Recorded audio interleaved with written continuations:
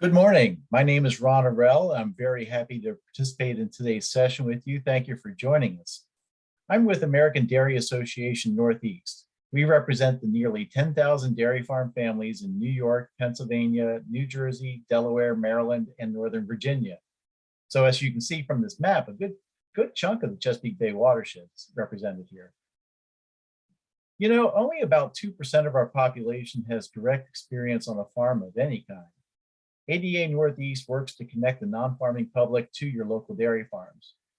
We help share the dairy farming story, whether that's through spotlighting farm families that have been working the same land for multiple generations, or expanding the nutritional value of dairy products like milk, cheese, butter, and ice cream, or like today, describing and discussing the environmental practices that dairy farmers use to make a more sustainable future.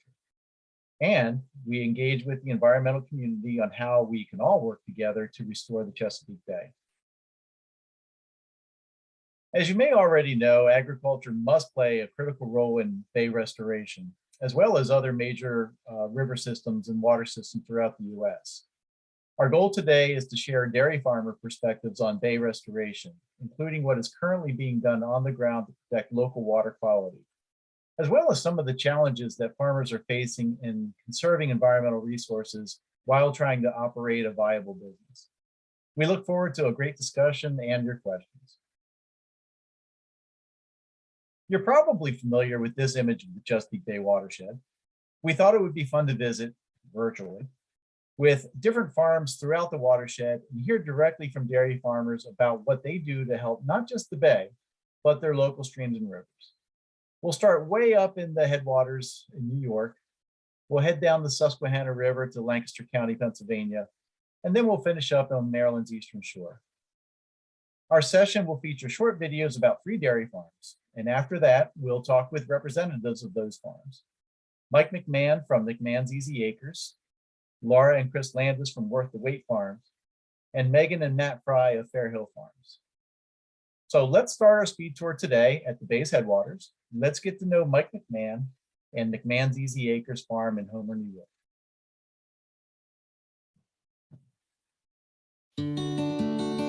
I'm Mike McMahon, one of the senior partners at Easy Acres LLC. In 1995, we built this complex. We began hearing, oh man, that big barn, they're probably gonna put thousands of cows in there and they're gonna pollute the environment. It was out there and we heard it.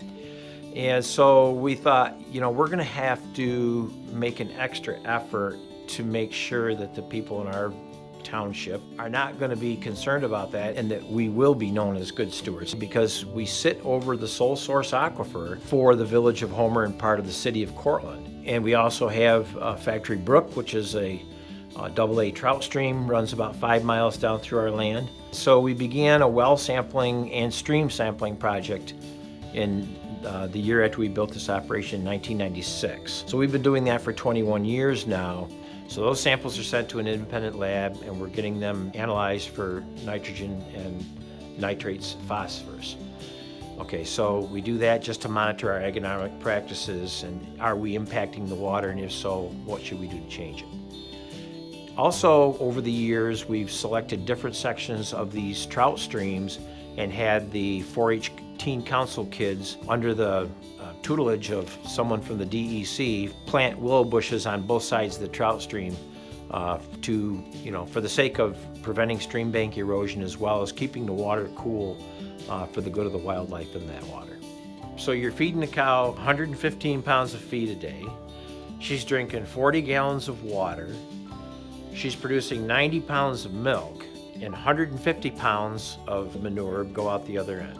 And so we set out to build a manure storage. So we had this storage all designed for 3.5 million gallons, and it was all concrete, and it was gonna cost us about $350,000, somewhere around there. When we were meeting with the coordinated review committee, it came up that we have some concerns about cracking. So at that point, talking with our engineer and our builder, we found that there was this company out in the Pacific Northwest where they used PVC forms. The concrete was poured in the center and this form would become watertight. So we said, well, that would solve that problem. It also added about $110,000 to the bill to build the structures. But then they said, well, what about the floor? The floor is all concrete. At that point, our engineer suggested we do a landfill liner underneath the concrete. And while we're doing that, let's lay in some tile lines to be able to monitor if there is a leak. We have 3 monitoring wells that these tile lines feed to, so we know which third of the structure could possibly have effluent in it. That added, like, I don't know, close to another, it's like 80 or 90,000 more to the cost of the project to do that. And all of a sudden we're hearing, oh, hold it.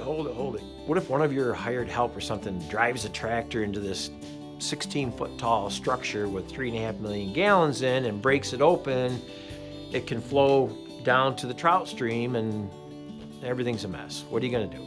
The final answer was build this thing in the ground instead of above the ground. And so this is the first octiform structure ever to be built in the ground. So the end result was the safest manure system in the world. But the price at that point, by the time we got done with everything, had gone to $760,000 to store manure. So the Taj Mahal of manure systems. So today we're at one of our fields on one of our many farms that we own, and as you can see in the background, they're harvesting corn silage. The manure from the cows is nutrients that are used to feed the corn like we see here, and then when the corn is harvested, those nutrients are uptaken by the growing needs of the corn, and then we put the corn in, you chop the corn and put it into storage, then feed it back to the cows, and the cycle is completed. And then after they eat, they make the manure, it goes back on the ground. So it is a cycle of nutrients in a well-run farming operation. It's important to us to preserve this environment because we make our living off of a healthy environment. So it does us no good turn to abuse it. And you know, if I want my son to be successful in this business, and God willing, his son after him, then we need to be able to hand on to the next generation an environment at least as healthy as the way we found it.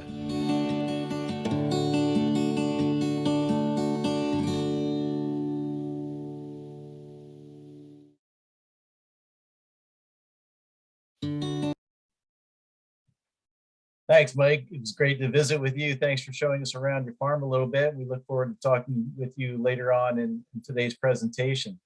So let's leave Mike in New York for a moment, and we'll head down the Susquehanna River to Lancaster County, Pennsylvania. There, Chris and Laura Landis operate Worth the Wait farms, and let's visit with them a little bit, learn a little bit about their operation.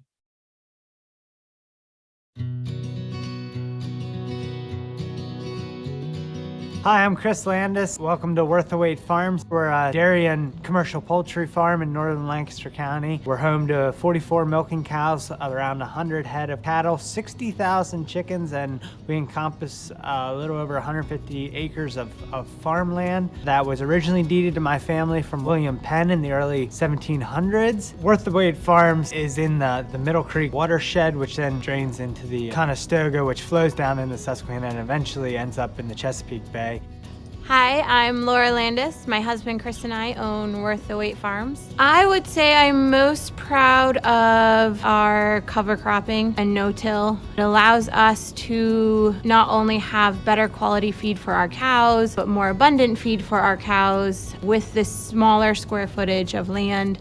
And it has improved the soil quality and even just better to look at. I mean, it's not all brown and muddy everywhere all year. It's definitely improved even just in the few years that we've been here. And it generates a lot of conversations with our neighbors of what are you doing and why? And oh, well, maybe I should try that too. The first thing we did right out of the gates when I took over the operation in 2010 was implemented a no-till farming practice. We do very little, if any, tillage here. We rely on the plants to do that for us, our cover crops and things like that. There's no working of the ground turning the ground over as it traditionally had been done. We drive the seed directly into the ground without turning it over. A specialized piece of equipment that does that, and that minimizes our chances for erosion. It minimizes our soil losses and allows us to get a crop established without having to disturb the organic matter, disturb the soil layers and things like that. Allows us to build organic matter in the soil to make for a healthier soil that requires less commercial fertilizer, use less diesel fuel because they're not running over the ground as often with their tractors, and there's not as many steps to getting a crop established. It's pretty much a win-win as far as I'm concerned. We use a cover crop system here, which means that when our planted, our main crop like corn, soybeans, things like that come off, when we use those to feed our animals, then we're left with a blank pallet again in the fall after harvest, at which point we plant what is referred to as a cover crop, which is usually a small grain. And what that does is that establishes a cover on the soil and puts a root base down into the soil to hold the soil over wintertime when we're not actively farming the soil. So that allows us to hold our soil and reduce erosion issues. It also establishes a filtration system of our soil. When we apply nutrients on top of the cover crop utilizes those nutrients and draws them into the plant itself rather than just having a nutrient that's sitting there waiting for our next crop year to start. We develop a sponge over our entire farm that just holds our nutrients here and doesn't allow them to run off, and ultimately allows us to provide for a cleaner watershed. We can't keep water from running off of our property. What we can do is we can keep that water from taking the things that we don't want to leave our property off of our farm. Well, our land is our livelihood, so we take it very seriously to ensure that it is taken care of and that we are ensuring that it's here for future generations. If we don't take care of our land and don't ensure the conservation of our natural resources, we can't ensure that our future generations will be able to continue what we've been working so hard to establish here at Worth the Wait Farms.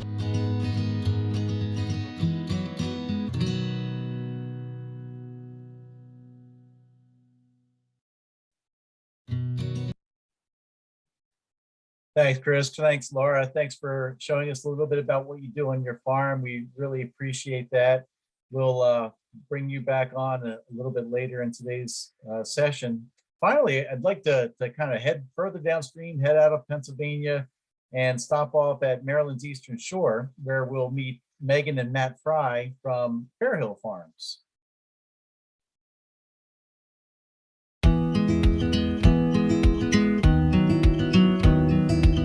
My name is Matt Fry. We're located in Chestertown, Maryland today at Fairhill Farms Incorporated. We're a dairy operation that is about an hour and a half from Philadelphia, Baltimore, and Washington, D.C., located on the Eastern Shore of Maryland. At Fairhill Farms, we're milking 650 cows over about 1,700 acres of both row crop and pasture ground. We're a certified organic operation. Fairhill Farms is located in the Morgan Creek watershed that drains into the Middle Chester River and then on to the Chesapeake Bay. As the crow flies, we're about 6 miles off the Chesapeake Bay. It's a family-owned operation. My husband Matt and I are managing partners with his parents, Ed and Marion Fry. Matt is the third generation in the family on this location, sixth generation farmer in Maryland. In our fields, we protect water quality by being diligent about how we apply manure, the timing of our field passes, and by keeping cover on our acres. Being located on the upper Eastern Shore, we do start to have a little bit of fall to our ground in places. And so where the ground lends itself, we have grassed waterways to convey water, surface water from these fields to our pond. These grassed waterways act as a buffer to filter out sediment and nutrients before it reaches our pond. Once that water reaches our pond, before it leaves the property to move on to neighboring properties and then on to the stream in Morgan Creek, it goes through a bioreactor.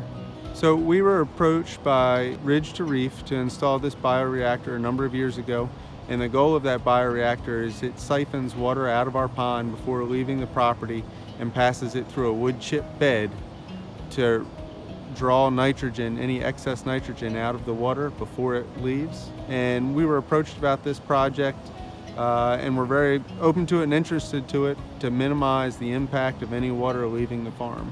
For a stormwater standpoint, we have a stormwater basin, collection basin that all the roof water is funneled to. That infiltration basin allows us to collect large volumes of water and let that settle into the groundwater, or from there, depending on the size of the storm and the volume of raindrop, that water can then move from there through a grass buffer onto our pond. So manure from our cows is collected 3 times a day. That manure is moved out of the barns via water, flush water. That water then travels with that manure to our passive sand separation lane, where sand is allowed to settle out of that manure, and then we'll recycle that sand. We're able to reclaim about 85% of our sand and then come back in and reuse that sand once it's had an opportunity to dry down. From there, our manure goes to mechanical solid separation to remove some of the manure fiber, to give us the ability to transport that manure more efficiently, so we don't haul as much water over the roads. From mechanical separation, that manure then goes to our 3-stage manure lagoon system. There, more passive separation will happen with the water getting cleaner in each lagoon that it moves to.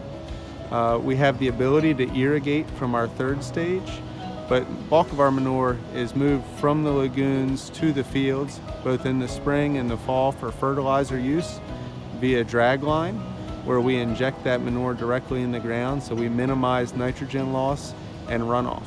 For the person that's concerned about the environment, we're right there with you. You know, we're the boots on the ground that are here every day.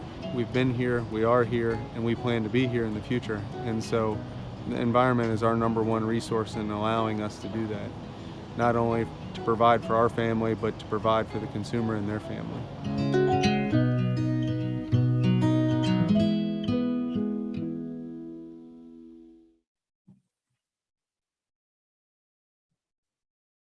Great. Thanks, Matt. Thanks, Megan. And thanks again to all of our farmers for letting us kind of visit with them on their farms for a little bit there. Now I'd like to ask those farmers to join us live, and let's have a little discussion. We would welcome your questions, anything you want to know about dairy farming or anything that you saw in the videos. So I'll press pause on this recording and we'll go live. Thank you very much for joining us.